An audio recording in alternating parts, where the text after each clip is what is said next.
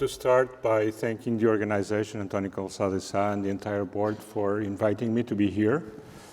I was told I should comply to 10 minutes. I'm not sure I will, but I'll try to be as close as possible, just as Vivian Onano has just done. Okay, so I'll go very fast through the slides, trying to accommodate the need to abide to the schedule we have. And I would like to, I think most people have a very important knowledge of Africa, but I would like to bring just some snapshots of the fact that Africa will grow a lot in population. It's already a very large continent with very high population, but the population in Africa will make Africa a much more important continent in terms of human capital within this century. The other thing is we expect Africa to grow over the next few years past the impact of the current situation and the pandemic that just preceded the current geostrategic problems that we are living. But since 2020, the fact is that the projections, and these projections are not mine, they are from the IMF and other institutions, they know that even though the potential is all there, the next few years are not going to be as easy as one would like to see in Africa, because Africa will diverge a little bit, namely with Europe. Of course, I'm the sole responsible for what I'm going to say. I'm not known for being a member of the Portuguese Diplomatic Corps, and therefore I'll say what I think. I've always done that, and I know people are frank in Africa as well, and therefore that's what I'll do. We have three major blocks dealing with Africa. There is an emerging very important player that has already historically, at least in East Africa, played a very important role, which is India. India will, I think, in the second half of this century play an even more important role than what most of us imagine right now in Africa. But right now we can see that Africa has been building a partnership with China, has historically as well a partnership with US, but still has a very important partnership with Europe. Sometimes we think that the geostrategic fight in the world is between the US and China, but we tend to forget that Europe is a player of its own. And Europe and Africa are neighbors, know each other well, have joint interests, and when we're talking about partnership, I think Europe is very well positioned to be a true partner. Not somebody that comes and takes, but somebody that stays and interchanges with Africa. So there are areas of cooperation, but we have some questions we should ask ourselves. How do we partner to fight climate change, which is a major issue for all of us and for the next generations and for the ones already here? How do we partner to ensure health systems and that those health systems are delivering health security to all region citizens? And we're talking about all of Africa, North Africa, Sub-Saharan Africa. Or might Africa's dynamic diaspora help to be a key part of empowering Europe's own dynamism in Africa? Because there are, very many Europeans in Africa, but there are very many Africans in Europe and in other parts of the world. And this has to be a source of cooperation and a source of ideas and a binding element for further deeper cooperation. We have some mutual understandings. One is that Europeans and Africans, we both agree that we need an average of 2-3% more of global GDP invested in sustainable infrastructure. We all agree that Africa needs trillions more invested in the new mutually beneficial growth story. And we both agree that this partnership should require trust, willingness to help, and resilient and transparent institutions at both multilateral and national level in the recipient economies. We have to bear in mind, though, as others have said before, that Africa is the fastest growing end market for a widening range of exports. Africa, was told, is a source of a lot of materials, is a source of a tremendous potential in human capital, but Africa is also a tremendous market. And in our agenda now, we know that much of this growth is being powered, and much of the growth in the cooperation recently has been powered by the green energy innovation ecosystems that are emerging basically in sub-Saharan Africa, also in Northern Africa. But Northern Africa is, by and large, more committed to the previous order, in the sense that they have plenty of resources of, I would say, the world before the one we want to build from now on, which will remain important, of course, at least for quite some time. But one thing important here is that these innovation ecosystems thrive by combining cutting edge, that was already mentioned by Vivian, cutting edge digital technologies and telecommunications with renewable energy technologies. Both are important, both are available in Africa, both play an important role in the growth in Africa, and both can be put together to create synergies that will promote growth. And there is, of course, a very large energy potential in the continent. These ecosystems are, by definition, this is a point I would like to emphasize, a cross-industry phenomenon in which growth in one sector supports growth in the other. Solar energy, electric vehicles, telecommunications, ICT technologies, they are all very closely interconnected. So there's a lot of synergies here. And there's another thing that we have, in my view, should be very important for the future, is to build an entire value chain in Africa. Have the value stay in Africa and be built in Africa, from the resources all the way to the products and services that are sold to consumers. That means moving up in the value chain. And the situation in which we are in these two sectors, energy, clean energy, and also the telecommunications and digital economy, together they can effectively be important in coming up with that objective. Already before me, it was already been talked about that Africa has seen in these sectors quite a lot of growth. One of the points that I would like also to emphasize is that the expansion of digital financing platforms operating over mobile networks have enabled consumers to purchase off-grid solar power systems. There you go, digital, traditional financing, and new energy. Another very important point is that Europe must compete for its role. It is far from assured that Europe will play the primary role in Africa in decades to come. Our global competitiveness is something that we have to take care of. And there is, of course, risk that other competitors of us, as partners of Africa, have some, I wouldn't call them advantages, but I would call them, have some ways of doing things that we in Europe are not able to.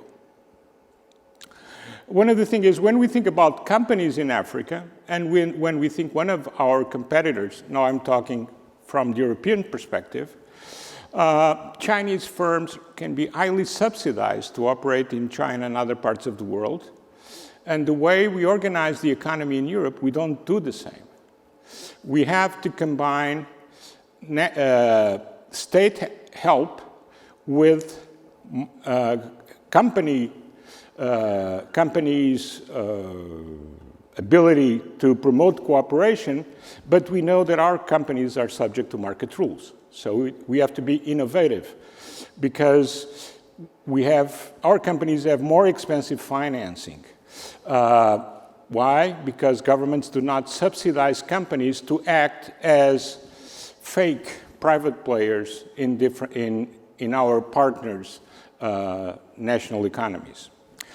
But I think that when it comes to successful investment partnerships in Africa, bigger does not always mean better. And so I think there is a role for Europe filling the gap and by investing on the creation of large-scale value-added production in sub-Saharan Africa in cooperation with local partners. Having joint ventures, having other sorts of partnership to take advantage of our common interest in creating value, jobs, and wealth in Africa. Another point is that we, as European Union, and I haven't talked about Portugal yet. Portugal is a member. But I think we gain a lot if we deploy our resources in a coordinated strategic manner. Of course, each one of us has its own policy, but we gain when we coordinate the way we act anywhere, in any subject, and in this particular case, cooperating with Africa. So I have some strategic areas of cooperation. I just brought some examples. I'll be very, very fast because my time is running. One has to do with something that really worries Europe right now, which is our Green Deal. Our Green Deal is very Eurocentric, but I think our Green Deal will gain a lot if it becomes Euro and African-centric.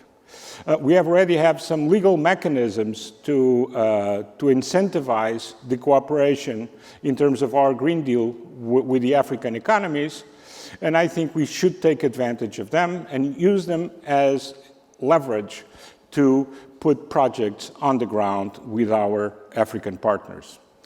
And in addition, the Global Gateway promises to focus on infrastructure investments and make use of the European Fund for Sustainable Development Plus, which can be also a key element in financing those projects.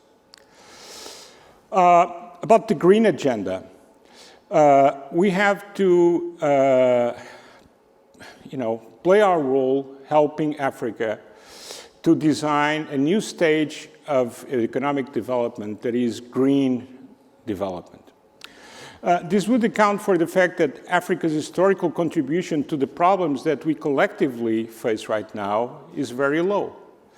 The estimates say that Africa has contributed historically with no more than 3% to the problems that have accumulated and created the challenges that we are facing. We should bear that in our minds and we should take that into consideration. That's my view.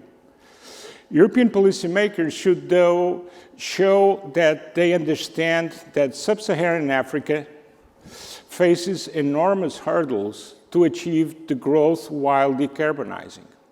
And we have to bear in mind that Europe, the United States, Russia, China, and others contributed a lot more to the problem that we have right now. The other thing is we should foster European-wide cooperation on investment. Effective public-private partnerships require sufficient scale, and I think in Europe we can get much bigger scale when we cooperate in Europe in order to cooperate with Africa in Africa. And so this is a point that should be taken into consideration, and Europe should be more coordinated when acting as a relevant player in the development of Africa in the future. The other thing is promoting solar power. I think it's another example where Europe can play a bigger role. Europe is clearly ahead of others in solar energy. Some of the major players in solar energy in the US are European. We are much ahead of China, and of course, Russia is now very talked about, but Russia economically, we have to bear in mind, is an economic power, even at peace, that is somewhere between Spain and Italy. So it's really, it's not a relevant player in terms of real help for the future. Africa has very important digital infrastructures as mobile networks, and I think we should incentivize European companies to purchase locally produced solar panels and invest in the scalability of the production of the entire value chain in Africa. I'll try to finish in 2 minutes.